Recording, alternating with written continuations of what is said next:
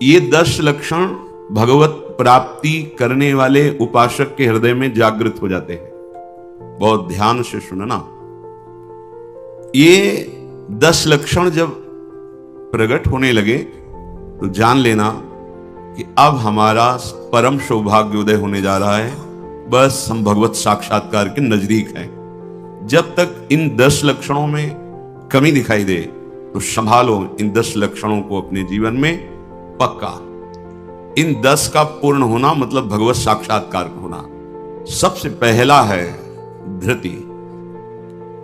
किसी भी प्रकार का संकट, अपमान, विपरीतता, प्रतिकूलता, दुख आ जाए, पर जो हमने भगवत प्राप्ति का लक्ष्य लिया है, चाहे गृहस्थ हो या विरक्त हो, भगवत प्राप्ति का लक्ष्य लिया है, अब वो नहीं छूट सकता, चाहे कुछ भी हो जाए।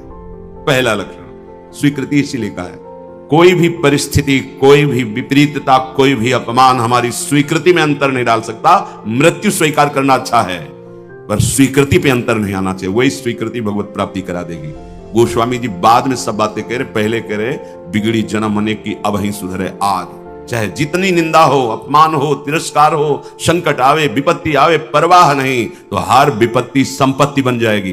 देख लेना, लिखा है कि जो धैर्यवान होकर परमार्थ में चलता है तो लौकिक और पारलौकिक सिद्धियां और सफलता उसके चरणों में आ जाती है। श्री राधा किंकरी नाम लुठती चरण यो रद्भुता सिद्धि कोटि, करोड़ों प्रकार के वैभव सिद्धियां उसके चरण दास्ता में आ जाती, हाथ जोड़े खड़ी रहती हैं जब सेवा की आज्ञा हो। दूसरी बात, दूसरा लक्षण है क्षमा। अपने साथ बुराई करने वाले को दंड देने दिलाने की पूरी शक्ति रहने पर भी उसको दंड देने या दिलाने की भावना मन में भी ना आए और उसके हर अपराध को सहकर यथोचित चेष्टा करे कि उसको सुख पहुंचे, उसे भगवत साक्षात्कार होता है। उसे क्षमा कहते हैं। करत जे अनशहन निंदक तिनहु पे अनुग्रह। ना इस लोक में तुम्हें दंड मिलेगा और ना परलोक में दंड मिलेगा। मेरे अपमान, मेरे निरादर, मेरी निंदा, मेरे तिरस्कार का तुम्हें कहीं दंड ना मिले। तुम्हारी बुद्धि शुद्ध हो, स्वस्थ रहो और भगवान प्रसन्न हो। यह है परमार्थ के पथिक का हृदय। विचार करो, कितना भी अपमान, कितना भी क्लेश या निंदा करे, उसके लिए ना मन से अमंगल भाव हो, ना वचन से हो। देखो पूरी शक्ति है, पर ऐसे ऐसे महापुरुष हैं कि अगर वो संकल्प कर ले तो क्या ना हो जाए। इतना उनके पास भजन बल है, तप बल है। साधारण आदमी उनका अपमान करके पीट के चला जाता, वो बताते भी नहीं कि किसने पीटा है, कभी नहीं। वो कभी लौट कर भी नहीं देखते कि इसने ऐसा क्यों किया है। क्यों? क्योंकि अगाध बोध संपन्न महात्मा जैसे अपने हाथ से, अपनी दांत से अपनी जिह्वा, अपने द्वारा कोई चेष्टा जो अपने को पीड़ा पहुंचा दे, किसको दंड देंगे? ऐसे वो आत्मस्वरूप सर्वत्र अनुभव करते हैं। इसलिए राग द्वेष रहित महात्मा के हृदय में ये आता ही नहीं है कि इसको दंड दिया जाए। क्षमा, पहला धृति, दूसरा क्षमा। तीसरा है दम। दम कहते हैं इंद्रियों को विषयों से हटाकर प्रभु में लगाना। अगर नाम जप कर रहे हैं आप और आपका लक्ष्य है कि मुझे प्रभु के चरणारविंद की प्राप्ति करनी है, तो आप इंद्रियों का दमन स्वाभाविक कर लेंगे।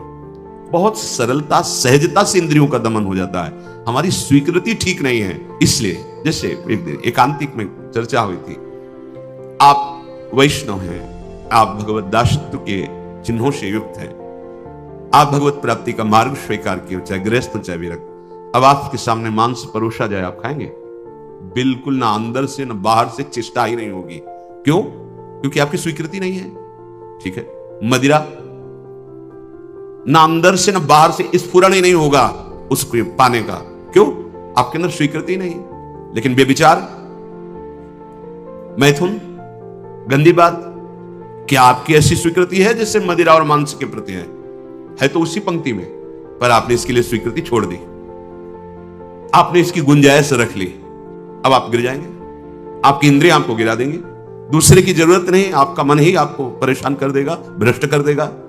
क्या आपकी ऐसी स्वीकृति है? और है तो आप बोलो, आपके सामने मांस परोसा जाए, मदिरा रखी जाए, तो क्या अंदर से स्फुरण होगा? स्फुरण ही नहीं होगा।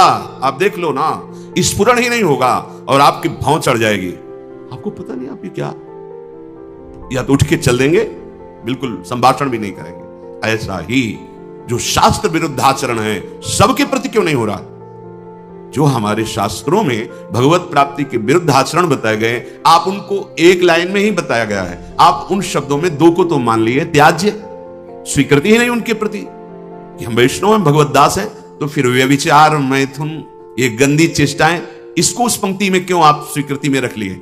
आपने स्वीकृति की है, और यदि आपकी स्वीकृति वैसे तो आप बोलो कैसे हो सकता है? वो दो बातें जो बोली कैसे आप स्वीकार नहीं कर सकते? प्रार्थना करने पर, एकांत में मिलने पर भी आप उन वस्तुओं का सेवन नहीं करेंगे क्योंकि आपकी स्वीकृति नहीं। ऐसे ही स्वीकृति आपकी भगवत प्राप्ति की है तो उसमें बाधक है, फिर आप उस बाधक क्रिया को, बाधक चेष्टा को एकांत में क्यों करते हैं? अपना नाश क्यों करते हैं? हमारा निश्चय है भगवत प्राप्ति, हम प्रभु से मिलने के लिए चले, तो जो प्रभु के भाव में डूबे हुए महापुरुष जनों ने निषेध किया, ये नहीं, उसको बिल्कुल वैसे ही देखो जैसे और निषेध पदार्थ हैं। चौथा, अस्तेय, चोरी का स्वभाव ना होना, मन से, वाणी से, शरीर से किसी भी प्रकार की चोरी ना करना। फूल लेने जा रहे हैं प्रभु, जनक जी के यहां निमंत्रण में आए हैं, विश्वामित्र जी को आमंत्रित किया गया है, फूल केवल है, कोई और वस्तु नहीं है। और आप देख लीजिए उस प्रसंग में प्रभु मालियों से पूछते हैं, क्या मैं अपने गुरु सेवा के लिए कुछ पुष्प ले सकता हूं? स्वीकृति दी। हमारा स्वभाव बिगड़ गया है, बहुत सावधानी की जरूरत। सोचते हैं कि हम चोरी करके दूसरे का धन, दूसरे का सुखी हो जाएंगे, कभी नहीं हो गए। अधर्माचरण करने वाला कभी, आपको थोड़ी देर हर्ष होगा, हर्ष शोक में परिणित हो जाएगा, शोक भयानक दुख पैदा कर देगा। बहुत सावधान, सिद्धांत को समझो और भगवत मार्ग में चले हो तो ऐसा होना ही नहीं चाहिए। पहला था धृति, दूसरा क्षमा, तीसरा दम, चौथा अस्तेय, पांचवा है शौच। शौच कहते हैं पवित्रता को। उपासक को बाहर और भीतर दोनों से पवित्र होना चाहिए। आप बाथरूम तो बंद ही होते हैं, उचित वस्त्र धारण कर लो, या जैसा हाथ धो लिए, या से हाथ धो लिए, कुल्ला कर लिए, ये जो छिद्र है इनमें जल लगा लिया, कमर से स्नान, चाहे जितनी बार, इतना तो करना है। 2 बार तो सर्वांग आप कर लीजिए, बीमार हैं शायद ऐसे कर लीजिए। अगर आप ऐसे पवित्र नहीं रहेंगे तो मंत्र नहीं चलेगा, भजन नहीं होगा। आप खुद देख लीजिए, बाहरी पवित्रता और आंतरिक पवित्रता, छल कपट ये सब अंदर ना रखते हुए नाम जब चल रहा है, अंदर पवित्र हो जाएंगे। फिर है छठा, शब्द, स्पर्श, रूप, रस, गंध। देखो एकांत में आप कौन सा शब्द सुनते हैं? बिल्कुल खुली बात है, सभा में तो हम गान कर रहे हैं, लेकिन एकांत में कौन शब्द आपको प्रिय है? अगर एकांत में आपको नाटक, नौटंकी, नाना प्रकार के प्रापंचिक विषय सुनने और देखने में रुचि है, तो भी आप इंद्रिय निग्रह नहीं कर पा रहे हैं। अभी आप भगवत दर्शन की लालसा वाले उपासक नहीं है। समझिए, आपका लक्ष्य बन गया भगवत प्राप्ति, तो आप ऐसे शब्द ना सुने जो आपके मन को खींच ले, ऐसे रूप को न देखें जो रूप राशि के दर्शन के लिए हृदय लालायित करना चाहते हैं, हमारे मन को, हमारी इंद्रियों, ऐसा कोई रस, ऐसे कोई घ्राणेंद्रिय का विषय, ऐसा कोई स्पर्श जो आपको भ्रष्ट कर दे अपने मार्ग से, सावधान।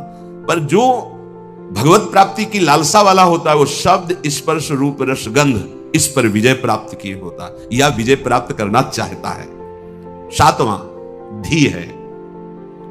धी अर्थात बुद्धि। आपका आहार सात्विक होगा, संग सात्विक होगा, शास्त्र सात्विक होंगे, वार्ता सात्विक होगी, तो आपकी बुद्धि भी सात्विक हो जाएगी। जो रोज सत्संग सुनता है, सत शास्त्रों का स्वाध्याय करता है, भगवत भजन अर्थात नाम जप करता है और विचारवान है, कोई भी चेष्टा, कोई भी क्रिया बिना विचारे नहीं, विचार बिना विचारे जे करें चे पाछे पछताए। हमें विचार करना है, ये जो हम सोच रहे हैं, जो हम करने जा रहे हैं, शास्त्र सम्मत है? नहीं तो फिर नहीं।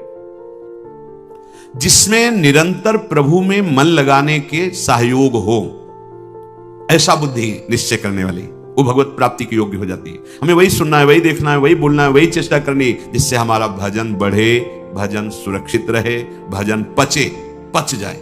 ये सारा क्षेत्र बुद्धि का है। बुद्धि में विवेक है, वो बढ़ाएगी भजन, बचाएगी और पचा लेगी। 8वां है विद्या।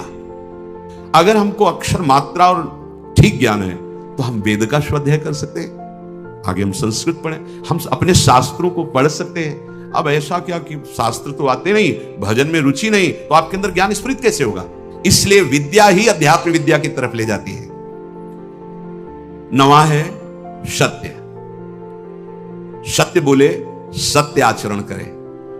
जैसा अंतःकरण और इंद्रियों में आपने निश्चय किया है वैसा ही बोलिए। उसमें छल कपट करके बनावटी शब्द दंभ वाले नहीं होने चाहिए। यह ध्यान में रखना चाहिए कि आप जो बोल रहे हैं उससे किसी के हृदय में ठेस नहीं पहुंचनी चाहिए। जो बोल रहे हैं उससे दूसरे को लाभ प्राप्त होना चाहिए। जो बोल रहे हैं वो यथार्थ सत्य होना चाहिए, कपट रहित, दोष रहित, अहित करने वाली वाणी नहीं होनी चाहिए। और 10वां है अक्रोध। कोई भी आपके प्रति कैसा भी बर्ताव करे, आपको क्रोध नहीं करना, यह नियम लेना है। देख लो, आज नियम लियो लोगे, शाम तक कोई ना कोई ऐसा आपको गुस्सा बाहर से नहीं अंदर से आ जाए। परसों मिला था ना, उसने अब जलने लगी, गुस्सा आने लगी। परसों की बात या वर्षों की बात, मन है वो लाएगा अभी। ऐसा मतलब तो हमको क्या समझ रखा है भगवान, मतलब मना गुस्सा रही ना, देखो इतना तो विलंब न करो, तो दंड दो, जिससे 4 लोग देखे ना कि वैष्णव अपराध का क्या मतलब होता है। कहां गए? उसी समय अंदर वाली वृत्ति करो, नहीं मुझे गुस्सा नहीं होना, मुझे किसी का मंगल नहीं मनाना, क्योंकि मुझे भगवत प्राप्ति करनी। क्षमा और क्रोध दोनों में भेद यही है। जो कुछ होता है मन में या बाहरी व्यवहार में, हमको उसे सहना है, क्रोध नहीं करना है। अपने लोगों को रहता है कि गुस्सा से सुधार हो जाता है, मुझे लगता है कि नहीं होता। कि नहीं, जैसे हम गुस्सा करते हैं तो सब संभल जाते हैं, नहीं होता, क्योंकि वो आसुरी प्रवृत्ति है। आसुरी प्रवृत्ति से ना अपना मंगल होगा ना सामने वाले का। हां, भगवत भाव रखते हुए अगर वो नाटक है तो कोई बात नहीं, गुस्सा का एक नाटक होता है वो ऐसे ऐसा, पर अंदर ना जलन है, ना अंदर द्वेष है, ना घृणा है। ये आप देख लो। ऐसा नहीं कि भरपूर गुस्सा हो गए फिर इसके बाद सिद्धि दिखाई कि हम तो नाटक कर रहे थे। वो भगवान अंदर बैठे हैं और भगवत प्राप्ति की बात है। बिल्कुल उसके प्रति भगवत भाव है, बिल्कुल कोई जलन नहीं किसी तरह की, और किसी तरह की अभद्र वाणी नहीं है। और आप शासन, आप ऐसा नहीं करना चाहिए आपको, अगर आप ऐसा करते तो आप चलिए बाहर निकलिए, खड़े होइए, वो केवल सुधार के लिए माना जाएगा। जहां अंदर जलन नहीं हुई, अभद्र वाणी नहीं हुई और आपका भगवत भाव है, ये अक्रोध स्थिति में भी ऐसा आप बाहर दिखा सकते हैं। पर ये स्थिति छोटी मोटी नहीं है, इसलिए पहले हमें पूरा क्रोध धारण करना है, गुस्सा नहीं करें। ये जो 10 प्रकार के लक्षण बताए गए, उपासक सावधानी पूर्वक इनको धारण करें। अगर ये लक्षण है तो भगवत प्राप्ति निश्चित है।